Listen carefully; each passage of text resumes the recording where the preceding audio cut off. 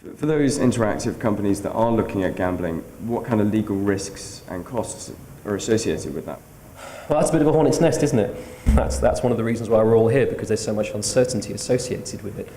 And interactive entertainment businesses which are considering moving into the gambling space are very much between a rock and a hard place, because they understand the regulatory, the legal, the business position for traditional type games. But when it moves into gambling, because we don't have any real consensus on what the regulatory framework should be, they are in the typical pre-regulation position of thinking, should we be self-regulating? Should we be doing something to show that we're ahead of the curve? Or, by doing something on a self-regulatory model, do we increase the chance that there will be a problem that we're trying to avoid in the first place? So there's absolutely no industry consensus whatsoever.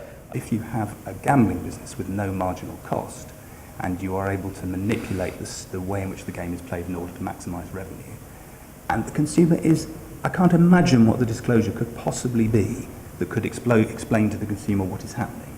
If every single one of his, let's say, spins on a roulette wheel is modifying his chances of winning the next spin on the roulette wheel, and give him any kind of chance of understanding what's happening.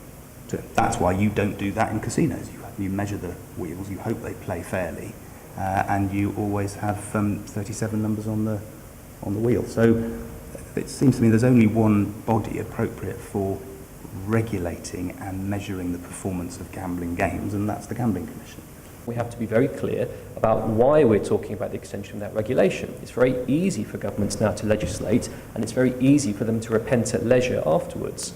I don't think simply opening up the books to data is going to be enough, because the real problem is that the two industries aren't using the same frames of reference. They're using similar language, but they're using them in very different ways, which is why events like this are useful and more general engagement between the industries is useful. But if it's not there, then that's got to be one huge difference between gambling games and non-gambling games. If you can't win anything, then you have to ask, okay, well in that case, why is the user playing? And they may be playing for very, very different reasons. So again, the point being that the mere existence of superficial similarities doesn't mean that we should be arguing regulation. We shouldn't be anywhere near regulation. We're still at the stage of the two industries trying to understand each other, I think. I think they're more preparing for convergence than converging. So the Win subsidiary of Bwin.Party is a separate business, and the bingo, the appy bingo on Facebook from 888 is essentially their real money bingo. So most of them are running this as separate businesses, and I think they're preparing for a time when regulation will change and they will be obliged to cross-fertilise the skills from one to the other. But I think they haven't converged yet, and I think it's regulation that will make them truly converge. Gambling regulation isn't going to solve that question.